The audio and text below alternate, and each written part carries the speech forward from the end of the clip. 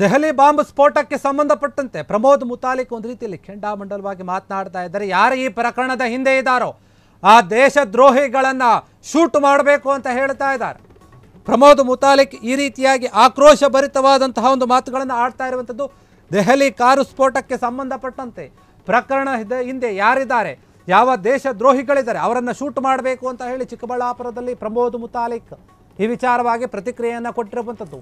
ಅವರನ್ನು ಜೈಲಿಗೆ ಹಾಕಿದರೆ ಪ್ರಯೋಜನ ಏನೂ ಕೂಡ ಇಲ್ಲ, ಅದಕ್ಕೆ ಶೂಟ್ ಮಾಡಬೇಕು ಅಂತ ಹೇಳ್ತಾ ಇದ್ದಾರೆ. ಪಾಕಿಸ್ತಾನದ ಏನಿದೆ ಜೀವಂತವಾಗಿ ಇರೋ ತನಕ ಇಂತಹ ಒಂದು ಪ್ರಕರಣಗಳು ಆಗ್ತಾನೇ ಇರುತ್ತೆ. ಈ ಪ್ರಕರಣಗಳನ್ನು ನಾನು ತೀವ್ರವಾಗಿ ಖಂಡಿಸ್ತೇನೆ ಅಂತ ಪ್ರಮೋದ್ ಮುತಾಲಿಕ್ ಹೇಳಿರುವಂಥದ್ದು. ದೆಹಲಿಯಲ್ಲಿ ಏನು ಒಂದು ದೊಡ್ಡ ಮಟ್ಟದ ಭಯಂಕರವಾದ ಸ್ಫೋಟ ಆಗಿದೆ, ಸಾಕಷ್ಟು ಜನರು ಪ್ರಾಣವನ್ನು ಕಳೆದುಕೊಂಡಿದ್ದಾರೆ, ಇನ್ನಷ್ಟು ಜನರು ಒಂದು ಒದ್ದಾಡ್ತಾ ಇದ್ದಾರೆ, ಚಿಕಿತ್ಸೆಯನ್ನು ಪಡಿತಾ ಇದ್ದಾರೆ, ಗಂಭೀರವಾದ ಗಾಯ ಆಗಿರೋದ್ರಿಂದ ಈ ರೀತಿಯ ಒಂದು ಘಟನೆ ಆಗೋಕೆ ಯಾವ ಒಂದು ದೇಶದ್ರೋಹಿಗಳು ಕಾರಣವಾಗಿದ್ದಾರೆ.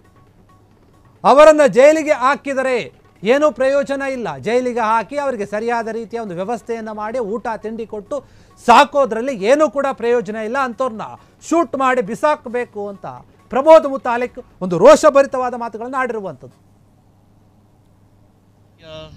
ಬಾಂಬ್ ಬ್ಲಾಸ್ಟ್ ಆಗಿದ್ದು ನಾನು ಖಂಡಿಸ್ತಾ ಇದ್ದೀನಿ, ವಿರೋಧಿಸ್ತಾ ಇದ್ದೀನಿ. ಎಲ್ಲಿವರೆಗೆ ಪಾಕಿಸ್ತಾನ ಜೀವಂತ ಇದೆ ಅಲ್ಲಿವರೆಗೆ ಈ ಬಾಂಬ್ ಬ್ಲಾಸ್ಟ್ಗಳು ಆಗ್ತಾನೇ ಇರೋದು. ಇಸ್ಲಾಮಿನ ಮೂಲ ಗುಣ ಶಾಂತಿ ಅಂತ ಹೇಳ್ತಾರೆ. ನಾನು ಭಾರತ ದೇಶದ ಮುಲ್ಲಾ ಮೌಲ್ವಿಗಳಿಗೆ ಮತ್ತು ಎಲ್ಲ ಈ ಸಮಾಜದ ಮುಖಂಡರಿಗೆ ಕೇಳ್ತಾ ಇದ್ದೀನಿ, ಇದೇನಾ ಶಾಂತಿ? ಎಷ್ಟು ರಕ್ತ ಹರಿಸ್ತಾ ಇದ್ದಾರೆ, ಯಾಕೆ ಹರಿಸ್ತಾ ಇದ್ದಾರೆ? ಅಮಾಯಕರವರು ಅವ್ರು ಮಾಡಿದ್ರು, ನಿಮಗೆ ಏನು ತೊಂದರೆ ಮಾಡಿದ್ರು ನಿಮಗೆ?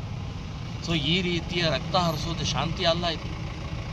ಇದು ದ್ರೋಹ, ಇದು ದೇಶದ್ರೋಹ, ಇದು ಸಮಾಜದ್ರೋಹ, ಇದು ಸೊ ಕಂಟಕ ಆಗಿದ್ರೆ ಕ್ರೌರ್ಯ, ರಾಕ್ಷಸಿ ಪ್ರವೃತ್ತಿ ಇದು. ಸೊ ಈ ರೀತಿಯ ಡಾಕ್ಟರ್ಗಳು 6 ಜನ ಡಾಕ್ಟರ್ಗಳು, ಏನು ಡಾಕ್ಟರ್ ಕೆಲಸ ಏನ್ರಿ? ನೀವು ಯಾಕೆ ಓದಿದ್ದೀರಿ? ಇಂಜೆಕ್ಷನ್ ಕೊಟ್ಟು ಔಷಧಿ ಕೊಟ್ಟು ಆಪರೇಷನ್ ಮಾಡಿ ಜೀವ ಉಳಿಸೋಕ್ಕೆ ನೀವು ಓದಿದ್ದೀರಿ ಅಥವಾ ಕೊಲ್ಲಕ್ಕೆ ಓದಿದ್ದೀರಿ? ನಾವು ಗಲ್ಲಿಗೇರಿಸ್ಬೇಕು ಅವ್ರನ್ನ, ಶೂಟ್ ಅಟ್ ಸೈಟ್. 6 ಜನ ಅವ್ರು ಮೊದಲು ಕೊಂದು ಹಾಕಿ ಅಂತ ಹೇಳ್ತೀನಿ ನಾನು ಮೋದಿ ಅವರಿಗೆ. ಅವ್ರಿಗೆ ಜೈಲ್ ಕಳಿಸೋಬೇಡ, ಜೈಲು ಕಳಿಸಿ ಮತ್ತು ಕೋರ್ಟು ಕಚೇರಿ 10 ವರ್ಷಲೇ ಬಿರಿಯಾನಿ ಸಗಣಿ ತಿನ್ಕೊಂಡಿರ್ತಾರ ಅವ್ರು.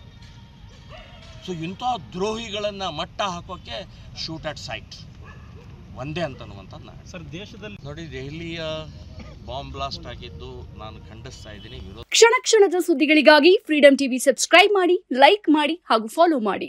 ಹೊಸ ಸುದ್ದಿಗಳ ನೋಟಿಫಿಕೇಶನ್ಗಾಗಿ ಬೆಲ್ ಐಕಾನ್ ಮೇಲೆ ಕ್ಲಿಕ್ ಮಾಡಿ.